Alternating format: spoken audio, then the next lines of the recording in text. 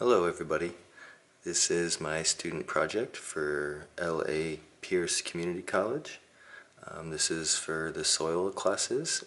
We took some soil samples at the local hemp farm that I work at, and this is so the students can get some background info on how some of the stuff that goes in our farm that they'll be learning about, as opposed to the fields at Pierce or the surrounding areas that are a commercial farm. So at our farm we do have, we grow hemp flower for smokable medicinal product. That's what we take to market, and sometimes we do have some fruit and veggies if it's available that we can also sell. And so that's what most people know about the farm, but we have a lot more that goes on that we utilize after that point that I'd like to talk about. So once we harvest our main product, we still have stuff that's left over from the plant, and this is what starts our loop and makes us better soil each season. So we take our hemp stalks, which is the leftover matter, and we strip it of everything but the carbon, and in that process it's called pyrolization, and I make that in some burn barrels that I learned off the YouTube guides. Just made it myself, and it makes pretty good biochar. So the thing about biochar is that it is super, it does a lot, but it has an insane amount of surface area, and since it's recalcitrant carbon, it absorbs lots of stuff.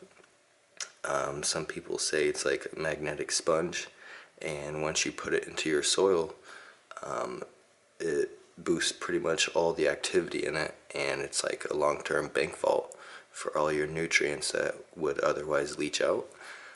So that makes some pretty interesting soil. But this is our closed loop, so we have our farm. On the stuff is the right that we could sell, but on the left is how we start with our biochar, and then instead of just using or utilizing raw biochar, we do load it up with either food waste that we bring on site that we turn into compost or worm castings or vermicompost, and then we can combine those and make soil. And this will either go back out in new garden beds or to top dress new areas. And then we could, if we have a surplus, we could sell it. Real quick before we go to the on-site footage, this is the end product of what it looks like. That will be the end process from right here. So this is a bunch of biochar that has some soil from the farm that was under it because I shoveled it off the ground. And so as you can see, it's pretty dark. But this is what we would add. This is worm castings and compost, and a little bit of perlite.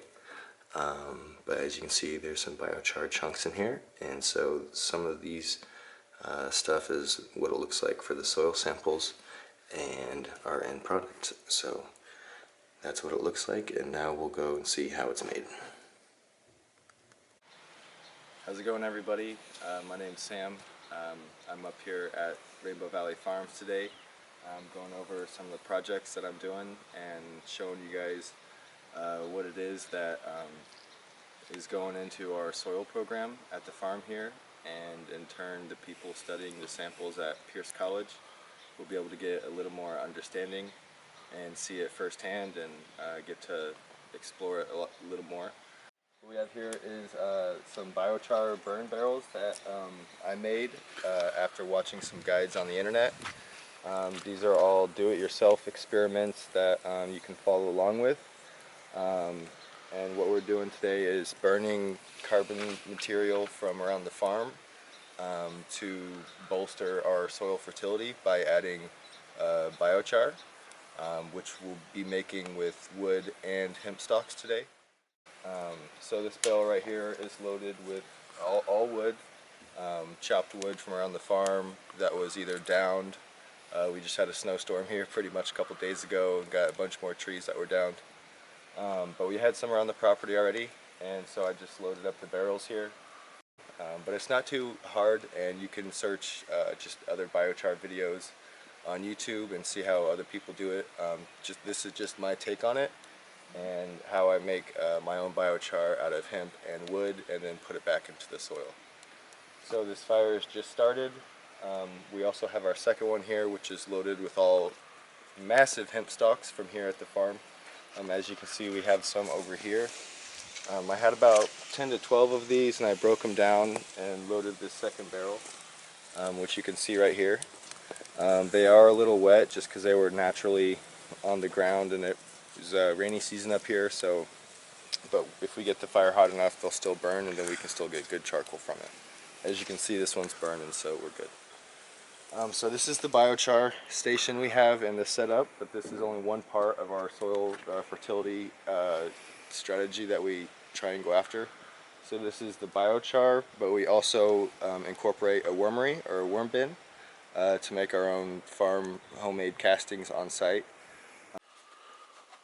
Alright, so we're going to be going over the second part of our soil making system, and we have our composting area right here. As you can see, we put material here from the farm that's green or brush or food scraps. This is our oldest one, so this was filled. How many months ago do you think this has been running? At least 6, 7. Okay, so this has been going for 6-7 months, and we're going to add some biochar. This biochar right here is from the farm in Moore Park, the WCF's other farm that our soil samples are coming from. This farm that we're at right now is in Mendocino at Rainbow Valley Farms, and we'll have samples from these soil systems available for students to use in the next semesters, hopefully. But right now we're going to be taking some finished compost from this section to take to our wormery, which will be the third stage of our soil making system that we use. So since this is done, this is going to have a lot of our organic matter and material ready that the worms are going to feast on.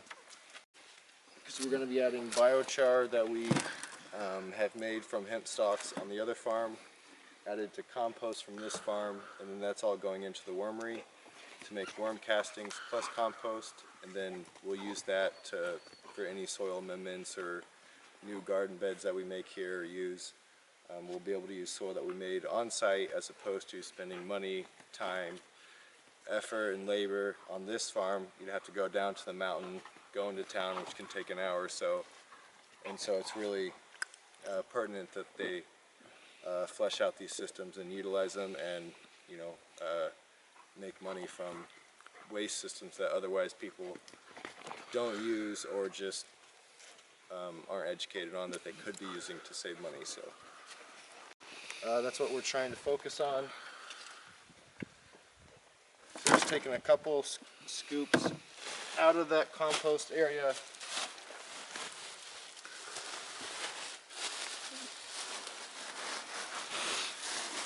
Adding in a good amount of biochar. So the thing about biochar that we'll be studying and the effects that you can look up online with general searches on YouTube is that there is a lot of surface area here, and this is carbon, and that really helps all the microbes and bacteria and fungals when you put this in the soil, and it boosts your soil fertility over the long term. And saves the farmer a lot of effort and money. So that's why we focus on it, and we try and make it from our own materials on site, because that's our own carbon that's indigenous to the property. And so we try and work that back in a closed loop. And this is going to be giving us benefits for a long time. If we utilize this correctly, the more we use it, the more benefits that we can see potentially. And that's what we want to have people studying and learning about. So now we've worked in some biochar to the compost area, and we're going to walk over to the wormery real quick. Alright, how's it going, everybody? We're at the wormery here. This is Richard Davis, the legendary hemp activist who founded the World Cannabis Foundation. This is his original wormery area, and it's been up here for a while, and we decided to get it going back again. So we had some dirt in here that they put that was used soil that I spread out, and then I brought up about 3,000 worms. I bought some off Uncle Jim's worm farm. I had some from my wormery at the Moore Park farm. So we're going to be adding all the other things to finish the wormery up. We have a bunch of leaves from the surrounding woodside right here, or the wood line. Hopefully enough to fill it to the top.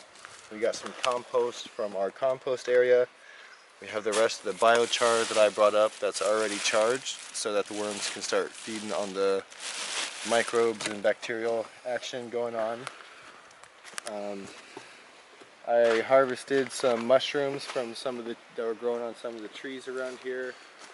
And then we also have some bubble hash water right here that has some trichomes in it. And some spent flour material that we used for the hash, and that is going to be the last thing that's also going in the worm bed. So yeah, I'm going to be filling it up right now. So the reason we have a wormery is obviously for making worm castings, which is a standard store-bought soil ingredient that people can use for making their own living soils and super soil recipes. So we decided we would like to make have our own infinite source of worm castings, and this is how we're going about it. So we got some flour material here.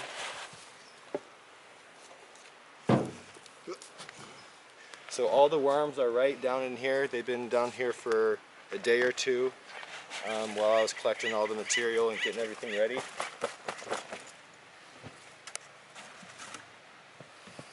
Some mushrooms and some moss and some more leaf litter.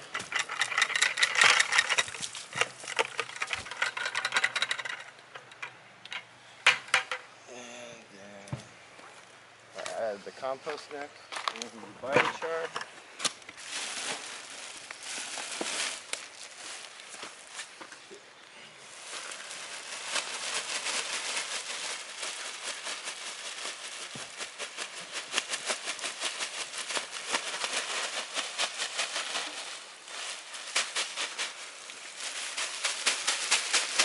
So this biochar has been fired and pyrolyzed in our barrels. So this has a lot of the organic matter that the worms will be feeding on and interacting with. They don't eat the material directly, but they feast on the other things in the trophic sphere that will decompose this.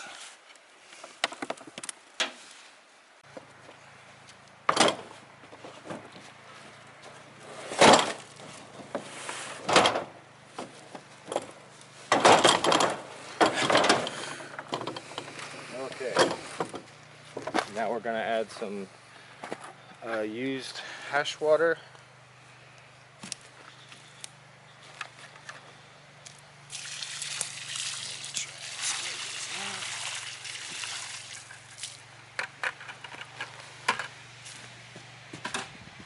And the last thing is all the leaf litter and forest material.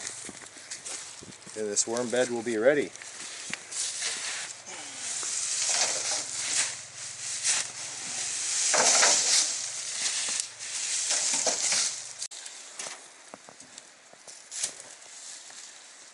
Alright, if you'll come over here. So as you can see, these are the worms we brought up. You see there's some bunch in there. So they'll eventually migrate out now that this bed is filled. It's got a lot more food. There's a small amount in here, but there's a bunch of food here, so hopefully over the next couple months the worm colony will boom in population and we'll keep them happy and get a lot of soil. So just keep mixing this up a little bit.